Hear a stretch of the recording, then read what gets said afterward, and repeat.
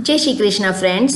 आज આપણે લીલા વટાણાના વડા બનાવશું। જનરલી લીલા વટાણાની કચોરી કે ઘૂઘરા બનતા હોય છે, પણ એનું જે બહારનું જે લેયર હોય છે એ મેંદાનું હોય છે અને એને પાછું વણવાનું અને પાછું એને શેપ આપવાનો, એની કરતાં ક્વિક અને ઇઝી રીતે આપણે આના વડા કરશું। ફ્રેન્ડ્સ, એટલા ટેસ્ટી લાગે છે કે વારે ઘડે બનાવવાનું મન થઈ જશે અને બનાવવાનું ઇઝી છે। સો બનાવવાનું શરૂ કરીએ। અહીંયા મેં 1 કપ ફ્રેશ વટાણા લીધા છે અને ફ્રેન્ડ્સ, તમે અડધો કપ વટાણા અને અડધો કપ તુવેરના દાણા એ રીતે પણ લઈ શકો છો। હવે આપણે આને કોર્સલી ગ્રાઇન્ડ કરવાના છે। સો એને માટે મિક્સર ગ્રાઇન્ડરમાં લઈશું, પણ પાણી નહીં નાખતા, પલ્સ મોડ પર આપણે ગ્રાઇન્ડ કરશું। ફ્યુ સેકન્ડ્સ ચલાવો બંધ કરો, ચલાવો બંધ કરો, એ રીતે તમે 2-3 વાર કરશો તો કોર્સલી ગ્રાઇન્ડ થઈ જશે, પાણી નાખવાનું નથી। હવે તમે અહીંયા જુઓ કે મેં પલ્સ મોડ પર કર્યું છે, એકદમ પરફેક્ટ કોર્સ ગ્રાઇન્ડ થઈ ગયું છે। આ રીતે આપણને અધકચરું વાટવાનું છે ફ્રેન્ડ્સ, આ તમે જોઈ શકો છો। સો અહીંયા અધકચરું વાટીને તૈયાર છે। હવે આપણે એક પેનમાં લઈશું તેલ। ફ્રેન્ડ્સ, મેં અહીંયા તેલ ઓછું લીધું છે, તમે થોડું વધારે લઈ શકો છો।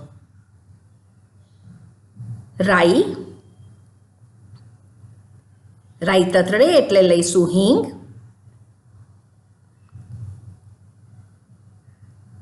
વરિયાળી, જેની ફ્લેવર બહુ જ સરસ આવશે। રાઈ ને વરિયાળી તતડી જાય એટલે કાજુ લઈશું, જેના મસ્ત ક્રંચ આવશે। હવે કાજુ નાખતી વખતે ગેસની ફ્લેમ ધીમી રાખજો। કચોરી કે ઘૂઘરા ખાવાનું મન થયું હોય ને બહુ ઝંઝટ ન કરવી હોય લોટ બાંધવાની, તો આ ક્વિક અને ઇઝી રેસીપી છે। એડ કરશું તલ, તલનો પણ ક્રંચ મસ્ત લાગશે, અને દ્રાક્ષ, જેનાથી મીઠાશ અને ખટાશ થોડી બેવ આવશે। હવે લઈશું આદુ મરચાંની પેસ્ટ। ફ્રેન્ડ્સ, લીલા મરચાં તમારા ટેસ્ટ પ્રમાણે નાખજો અને આદુ મરચાંને ફ્યુ સેકન્ડ સોટે કરી લીધા પછી આપણે જે કોર્સલી ગ્રાઇન્ડેડ આપણે જે વટાણા કર્યા છે એ અંદર એડ કરશું અને હજુ પણ ગેસની ફ્લેમ ધીમી જ રાખવાની છે। હવે બધું બરાબર આ રીતે એકવાર મિક્સ કરી લઈએ। હવે લઈએ છીએ હળદર, મીઠું સ્વાદ પ્રમાણે, એકવાર પાછું મિક્સ કરી લઈએ। એક રિક્વેસ્ટ છે ફ્રેન્ડ્સ, જો તમે ચેનલ સબસ્ક્રાઈબ ન કરી હોય તો પ્લીઝ સબસ્ક્રાઈબ કરજો ને સબસ્ક્રાઈબ કર્યા પછી બાજુમાં બેલની સાઇન છે એના પર ક્લિક કરજો। હવે લઈશું 2 ટેબલ સ્પૂન પાણી નાખીને જેન્ટલી એકવાર મિક્સ કરી લઈએ અને પછી એને કવર કરીને આપણે 2 થી 3 મિનિટ્સ લો ફ્લેમ પર કૂક કરવાનું છે। 2 થી 3 મિનિટ્સ લો ફ્લેમ પર, એટલે વટાણા સરસ ચડી જશે। 2 થી 3 મિનિટ થઈ જાય એટલે ખોલીને પાછું મિક્સ કરી લઈએ। ફ્રેન્ડ્સ, તમે આ સ્ટેપ બાય સ્ટેપ ફોલો કરશો તો બહુ જ સુપર ટેસ્ટી ફ્લેવરફુલ આ વટાણાના વડા બનશે। હવે મિક્સ કરીને આમાં આપણે બાઇન્ડિંગ માટે એડ કરી રહ્યા છીએ પલાળેલા પૌવા।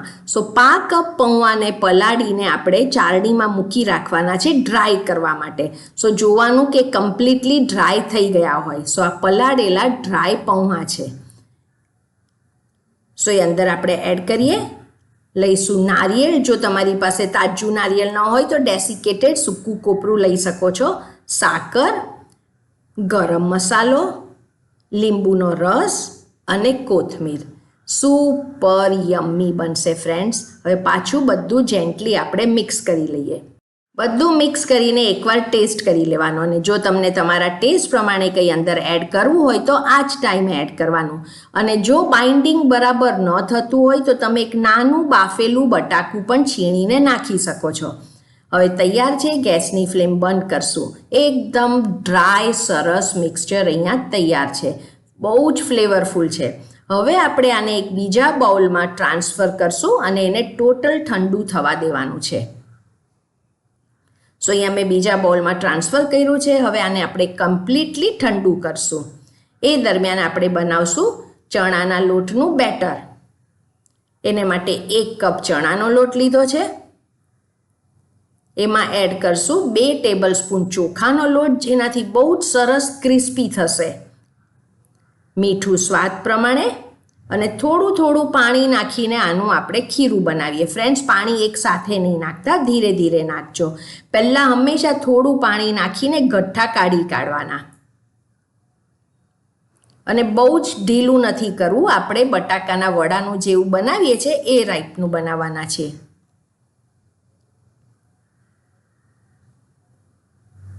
સો એકદમ સ્મૂથ લમ્પ ફ્રી ખીરું અહીંયા તૈયાર છે. હવે તમે આની કન્સિસ્ટન્સી જુઓ. આ રિબિન ફોલ્ડ કન્સિસ્ટન્સી છે.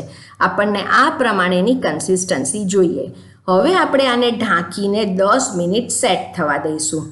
પેલો સાંજો ઠંડો થઈ ગયો હોય તો આપણે એના બોલ બનાવી દેવાના. સો આ કમ્પ્લીટલી અહીંયા ઠંડુ થઈ ગયું છે. એટલું ચટપટું ટેસ્ટી છે કે તમે આ સાંજો એમનેમ ખાઈ લેશો. હવે બોલ બનાવતા પહેલાં જરા હથેળી પર થોડું તેલ ચોપડવાનું, એટલે સાંજો ચીટકે નહીં. અને મીડિયમ સાઇઝના આપણે બોલ બનાવવાના છે. ફ્રેન્ડ્સ, બોલ બનાવતા પહેલાં આ રીતે બરાબર એને બાઇન્ડ કરજો, એટલે બોલ છૂટા ન પડી જાય. સેમ વે બીજા સાંજામાંથી પણ આપણે બનાવીને તૈયાર રાખવાના. સો 1 કપ વટાણામાંથી ટોટલ 12 કચોરી વડા બનશે. હવે 10 મિનિટ થઈ જાય એટલે ખીરું ખોલીને જોઈશું. હવે આમાં આપણે એડ કરશું 1/8 ટીસ્પૂન એટલે કે 2 ચપટી બેકિંગ સોડા અને એના ઉપર 1 ચમચી ગરમ તેલ નાખવાનું છે. ને હવે આને આપણે મિક્સ કરશું. ફ્રેન્ડ્સ, હવે વડા તળતા પહેલાં તેલ પહેલેથી ગરમ કરી રાખવાનું. સો તેલ ગરમ કરી રાખજો વડા તળતા પહેલાં. હવે પાછી તમે આની કન્સિસ્ટન્સી જુઓ, રિબિન કન્સિસ્ટન્સી છે. હવે હું તમને એક બીજી રીત બતાવું. તમે જો આ રીતે ચમચીમાં જે બેટર લેશો અને આંગળી આ રીતે ફેરવશો તો બેઉ સાઈડ જુઓ કે ખીરું ચોંટેલું છે. એટલે ખીરું આ રીતે જો ચમચી પર ચોંટેલું રહે, મતલબ પરફેક્ટ કન્સિસ્ટન્સી છે. હવે બનાવેલા બોલ આમાં એડ કરવાના અને બરાબર એને ખીરાથી કોટ કરવાનું છે. તમે આ હાથેથી પણ તેલમાં નાખી શકો છો, હાથેથી કે ચમચીથી કે ફોર્કથી પણ લેશો તો જે કણી ચણાના લોટની તેલમાં થાય એ નહીં થશે. પણ ફ્રેન્ડ્સ, મને થોડી કણી ગમે છે એટલે હું ચમચીથી લઈ રહીશ. હવે તેલ ઓલરેડી ગરમ છે. હવે આ નાખતી વખતે ગેસની ફ્લેમ મીડિયમ કરવાની.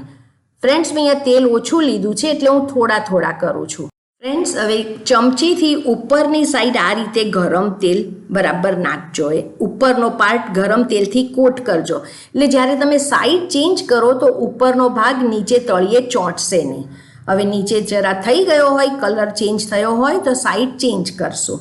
અને હવે થોડી વારે સાઈડ ચેન્જ કરતા જવાનું, જ્યાં સુધી ક્રિસ્પી ન થાય અને આનો કલર થોડો ચેન્જ ન થાય. અને તમને જોઈએ એટલા ક્રિસ્પી કરવાના. એકદમ મસ્ત આનું લેયર થશે, કેમ કે આપણે આમાં ચોખાનો લોટ પણ થોડો નાખ્યો છે. સેમ વે બીજા બધા પણ કરી લેવાના.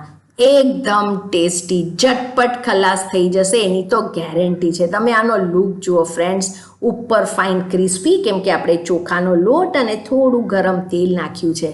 અને અંદરથી તો એકદમ ફ્લેવરફુલ, મસ્ટ ટ્રાય રેસીપી છે. એન્જોય કરો ગ્રીન ચટણી, મીઠી ચટણી અને સાથે આ લીલા મરચાં. ફ્રેન્ડ્સ, તમે પણ બનાવો. રેસીપી ગમી હોય તો કમેન્ટ સેક્શનમાં કહેજો રેસીપી કેવી લાગી. તમારી કમેન્ટ મારે માટે બહુ જ ઇમ્પોર્ટન્ટ છે. Thank you for watching.